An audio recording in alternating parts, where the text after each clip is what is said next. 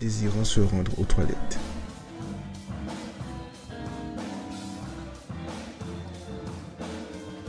Pour s'y rendre, nous préconisons une personne à la fois.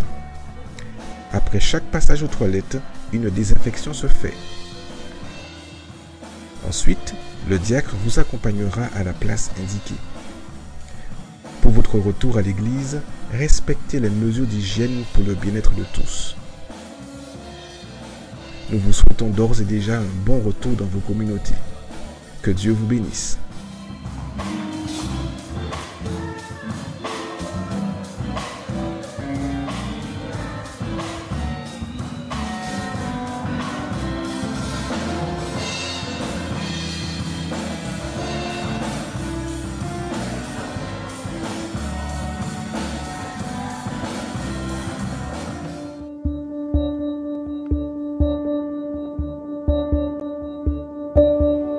Il y a 30 ans, l'Église adventiste du 7e jour s'embarquait dans une nouvelle et audacieuse réforme de la mission qui devait totalement changer le visage de l'Église.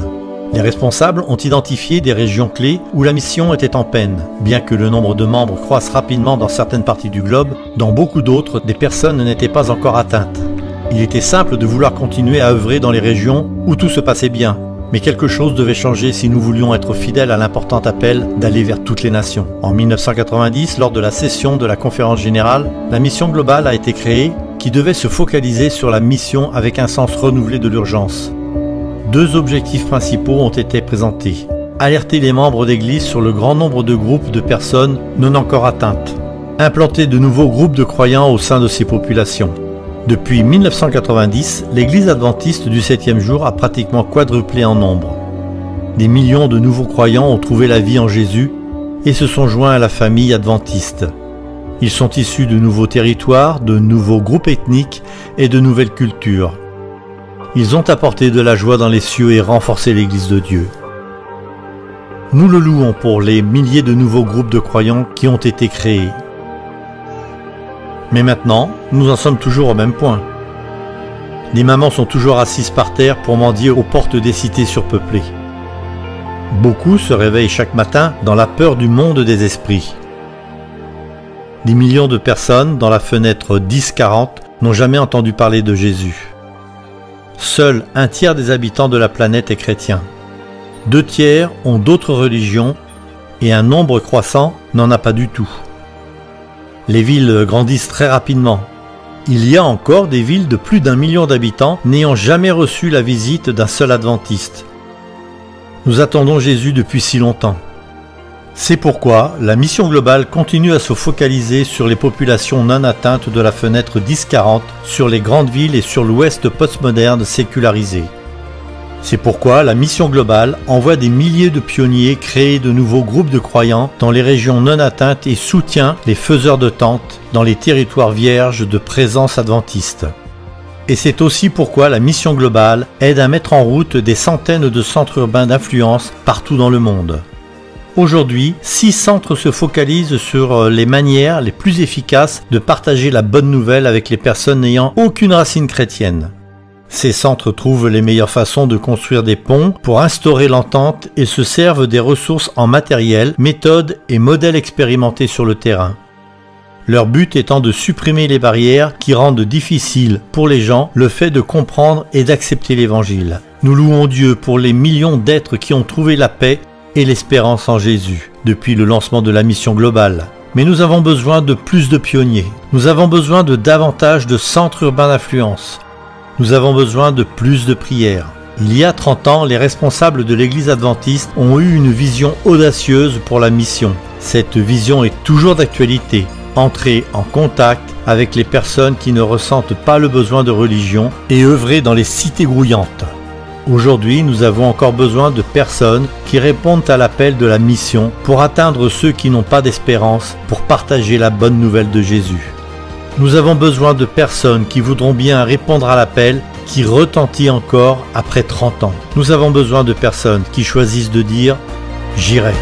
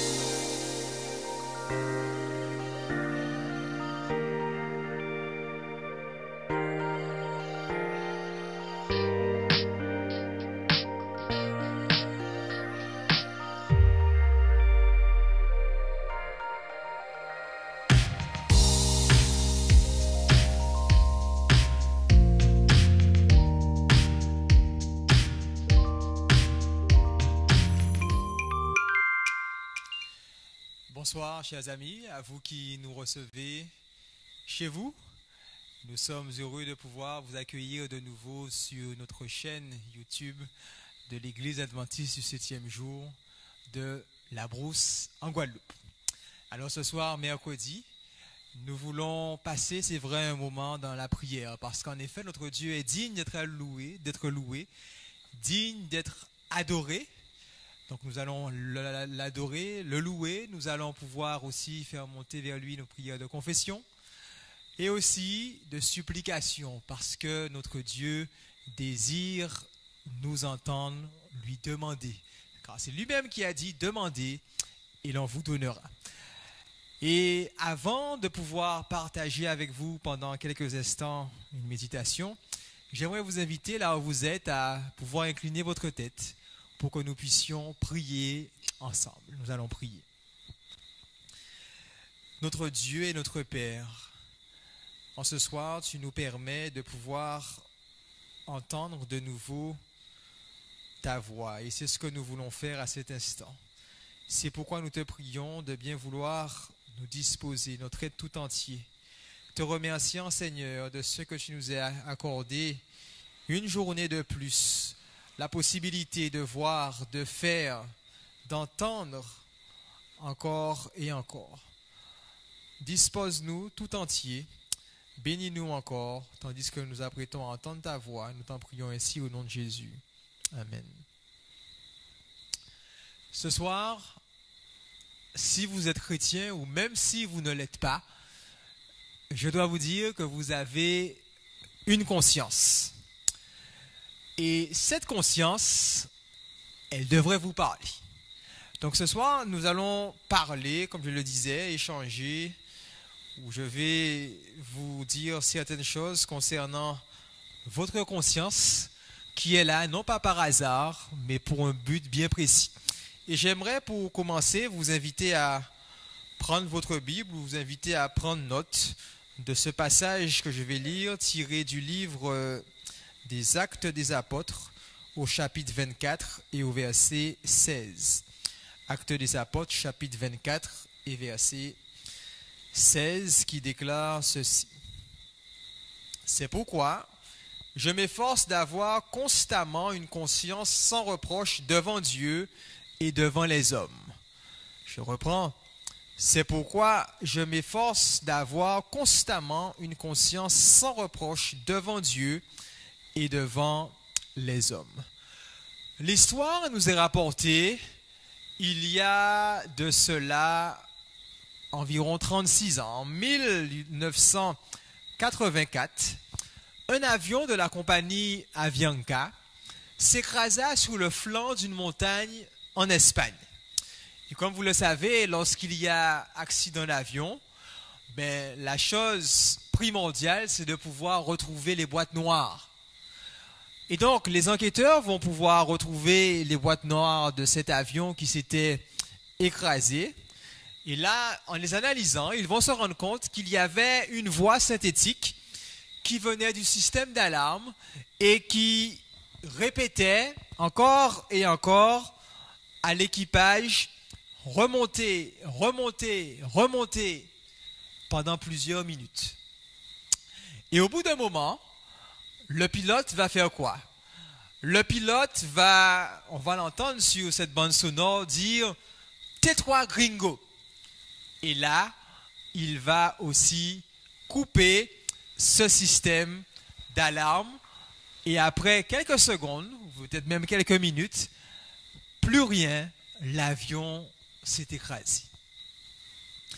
Alors, chers amis, cette histoire, elle est certes tragique, mais c'est une parabole parfaite de la façon dont certains d'entre nous traitent les avertissements de notre conscience.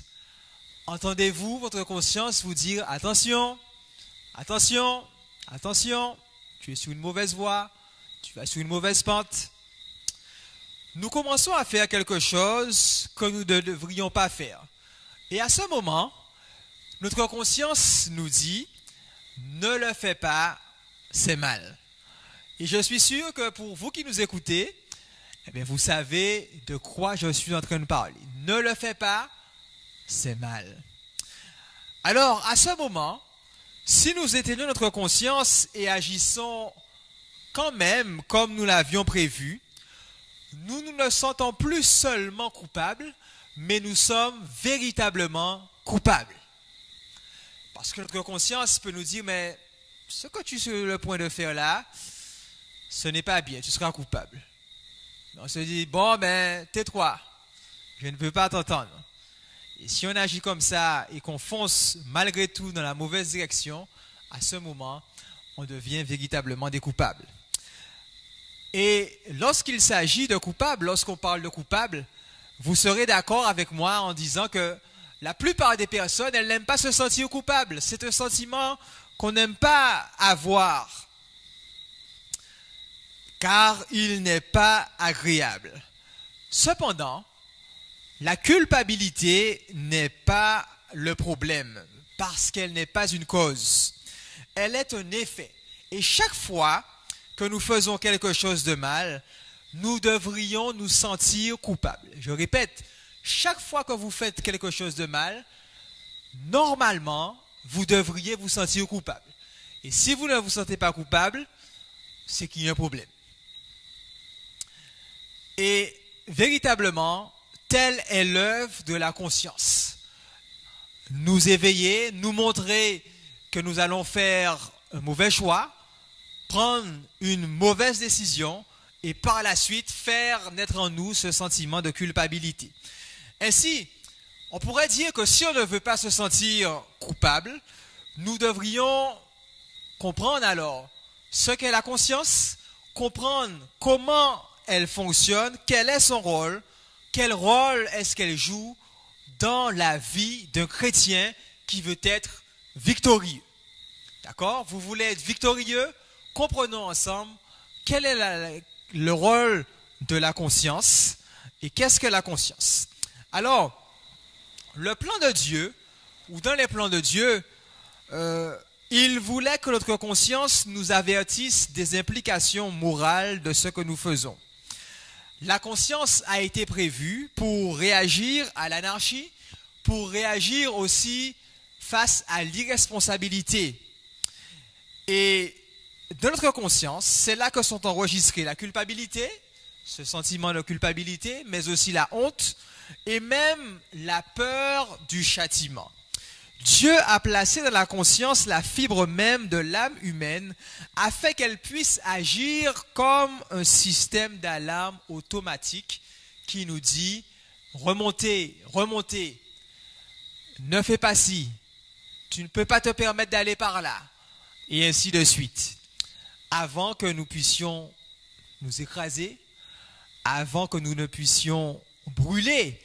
Parce que rappelons-nous que l'évangile selon Matthieu au chapitre 25 nous dit que Dieu a prévu, c'est vrai, un feu pour Satan et ses anges. Mais malheureusement, tous ceux qui auront ouvrir cette parole, la lire, apprendre aussi ces versets pour que en retour, nous ne péchions point contre Dieu.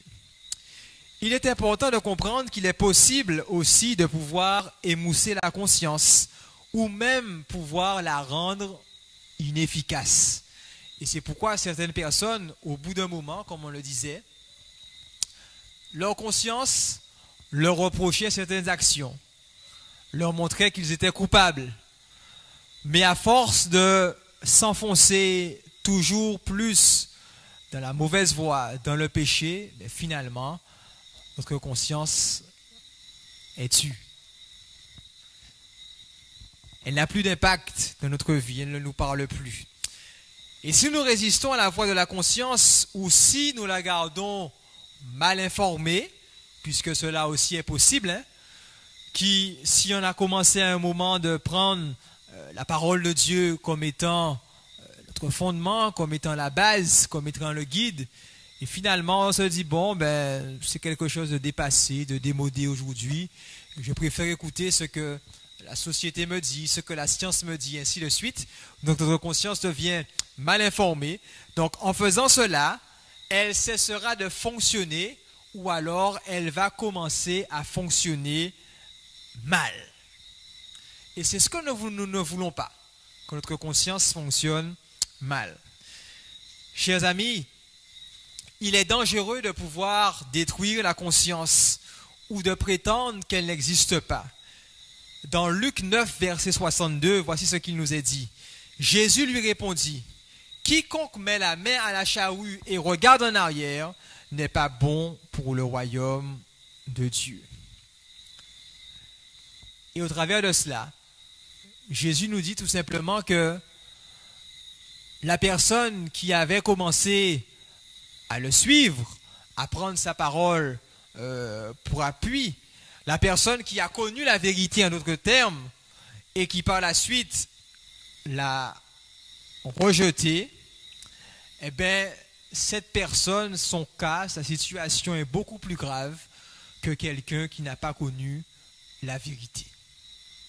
Donc faisons attention en ce soir. Vous avez connu la vérité, vous la connaissez, et si malheureusement vous ne la mettez pas en pratique, vous êtes dans une mauvaise posture. Une personne qui a souillé ou qui a émoussé sa conscience finira par être comme un navire sans boussole. Les signaux de danger qui auparavant lui donnaient un sentiment de culpabilité ont disparu. Mais le danger demeure malgré tout. Il y a encore danger. Cette personne ne dispose plus du moyen de dépister les problèmes moraux et elle est en plus grand danger que jamais. Faisons attention. À cet instant, nous allons de nouveau prier. Je vais prier et chez vous aussi, là où vous êtes, vous avez aussi l'opportunité de prier dans votre cœur. Nous allons faire monter vers Dieu une prière de confession. Confesser, ces fois où nous avons fêté notre conscience, où nous avons agi malgré le fait que notre conscience nous alertait, et ainsi de suite. Et chez vous, dans votre cœur, vous pouvez mentionner par votre bouche, dans votre cœur, des actes précis, des actions précises qui peut-être n'avaient pas encore été confessées de votre part, et en demandant à Dieu justement de vous aider, de nous aider à avoir une conscience pure, de nous aider à avoir véritablement cet esprit de repentance, la vraie repentance qui mène à salut. Donc prions ensemble à cet instant. Bon Père Céleste, ce soir tu nous interpelles de nouveau en nous rappelant que ta parole, c'est vrai, est notre guide sûr.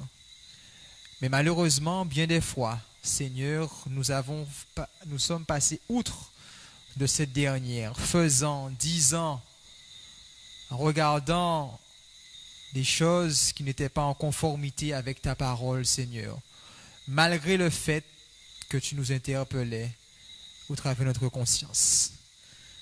Seigneur, pardonne-nous pour toutes ces choses, d'avoir lu, d'avoir regardé, d'avoir entendu, d'avoir écouté, d'avoir dit ce qui était mauvais et ce qui t'a offensé. Ô Père, nous voulons encore nous nourrir de ta parole. Seigneur, en ce soir, nous te prions de nous aider à avoir cette vraie repentance.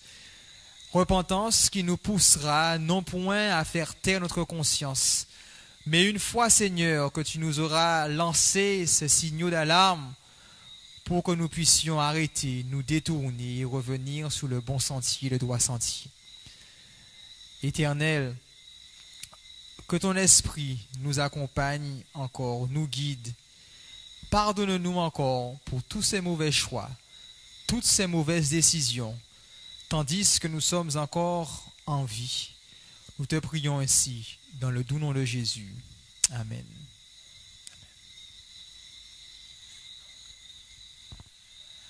Alors aujourd'hui, nous vivons dans une société où nous refusons de pouvoir souffrir.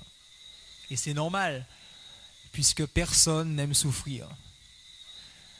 Et pourtant, Dieu nous rappelle et nous dit que c'est au travers des épreuves, au travers de la souffrance, notamment, que nous apprenons aussi la patience. Plutôt que de connaître les causes de la douleur, nous voulons bien souvent en soulager les symptômes. Lorsqu'on a un mal de tête, par exemple, mais il sera facile d'aller prendre, pour ne pas citer, un Doliprane ou un Efferalgan ou quel que soit le médicament, pour que ce mal de tête puisse passer. Mais on ne va pas forcément chercher à se dire, mais pourquoi est-ce que j'ai mal à la tête? C'est peut-être parce que ça fait trop longtemps que je suis devant la télé. Ou encore, je ne me repose pas assez. Je n'ai pas bu suffisamment d'eau au cours de la journée et donc je devrais pallier à cela pour que l'avenir, cela ne se reproduise pas. Non, mais il est beaucoup plus facile, comme je le disais, de pouvoir soulager les symptômes.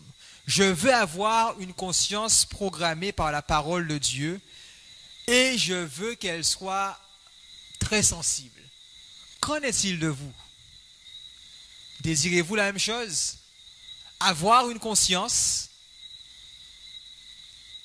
à la lumière de la parole de Dieu. Une conscience qui soit sensible, au moins faux mouvement, au moins faux pas qu'il y ait, pour que Dieu nous interpelle dans notre conscience. Je veux avoir une conscience qui ressemble à un filtre si fin qui détecte immédiatement le moindre grain de sable qui ne soit pas en harmonie avec la volonté de Dieu pour ma vie. Et vous aussi, j'espère que tel est votre désir. Jésus est le mécanicien dont j'ai besoin dans ma vie. Son évangile est puissant. Son évangile peut nous aider à être victorieux lorsque des problèmes surgissent dans notre vie. Ce soir, nous pouvons remercier Dieu de nous avoir donné une conscience qui peut être formée par sa parole et guidée par le Saint-Esprit. Le chrétien victorieux a une conscience saine et en bon état de fonctionnement. Quand notre conscience est fondée sur la parole de Dieu et dirigée par l'Esprit, nous pouvons avoir la certitude que Dieu va l'utiliser pour pouvoir nous communiquer sa volonté. Alors, j'aimerais avoir un dernier temps de prière avec vous, où nous allons pouvoir intercéder, demander à Dieu, supplier Dieu pour nos requêtes, ces requêtes que nous avons. Alors, je vais être de manière assez générale, mais de nouveau chez vous, là où vous êtes, vous avez vos requêtes, donc n'hésitez pas à prier aussi dans votre cœur, tandis que je vais prier aussi avec vous et pour vous à cet instant. Nous prions. Grand Dieu, nous te célébrons, nous te bénissons en ce soir. Nous nous tournons vers toi, car nous reconnaissons qu'en effet, l'esprit est parfois et souvent bien disposé, mais la chair est faible. Et nous te demandons, nous te supplions, ô Éternel, de nous aider à avoir la victoire sur nos propres tendances, sur nos propres inclinations, afin que, Éternel, nous puissions faire ce qui est bon, agréable à tes yeux, ce que tu nous rappelles dans ta parole. Oui, Seigneur, nous reconnaissons que par nous-mêmes, nous ne pouvons faire le bien, mais par ton esprit, par ta puissance, toutes choses, tu nous le rappelles, nous sont possibles. Éternel, nous voulons aussi avoir ce désir d'ouvrir ta parole, de la lire, de méditer dessus chaque jour, ô Éternel. Permets-nous de pouvoir prendre ce temps quotidiennement. Et ainsi, Seigneur, viens programmer notre conscience de manière à ce qu'elle soit éclairée, aiguisée à la lumière de ta parole, pour que lorsque nous serons face à un danger, Seigneur, nous serons en mesure de pouvoir le saisir et de pouvoir nous détourner de ce dernier, afin de te plaire en toutes circonstances. Seigneur, bon nombre d'entre nous, Seigneur, font face à des difficultés, n'arrivent pas au Éternel à pouvoir surmonter le mal en faisant le bien. Mais ce soir, Seigneur, dans le nom de Jésus, nous te prions de pouvoir nous rendre victorieux, plus que vainqueurs, Seigneur, car tu nous rappelles que ceux qui sont avec nous sont en plus grand nombre, Seigneur, que l'ennemi et son armée. Ainsi, Seigneur, nous te prions, intercède encore en notre faveur, délivre-nous du mal et du malin. Papa, certains aussi souffrent là où ils sont, par rapport à leur situation familiale, par rapport à la situation qu'ils rencontrent au sein de leur travail, ou par rapport encore à toute autre chose, Seigneur, dans leur chair, leur santé, Seigneur. Ce soir, tu désires nous enseigner certainement encore à être plus patient, à compter sur toi.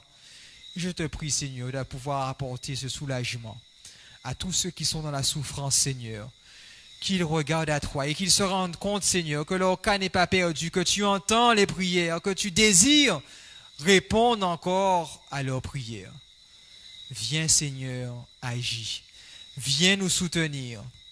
Viens encore, Seigneur, nous aider pour que ta volonté soit pleinement faite au sein de nos vies. À cette prière, Seigneur, nous te prions, là encore, afin que ce que nous pourrions avoir cher à nos cœurs, cher à notre esprit, que tu nous exauces selon ta sainte volonté. Nous t'avons ainsi prié, dans le doux nom de Jésus et pour ta gloire. Amen.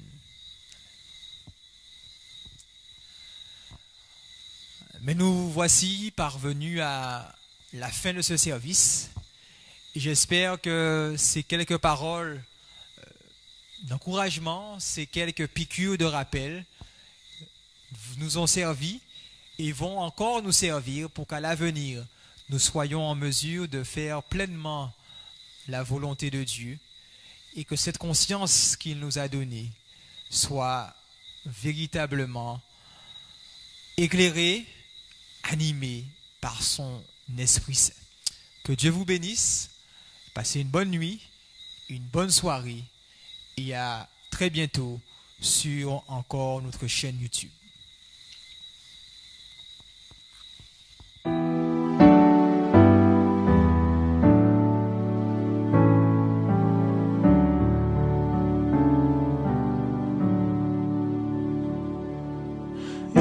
Écoute, Seigneur, reçois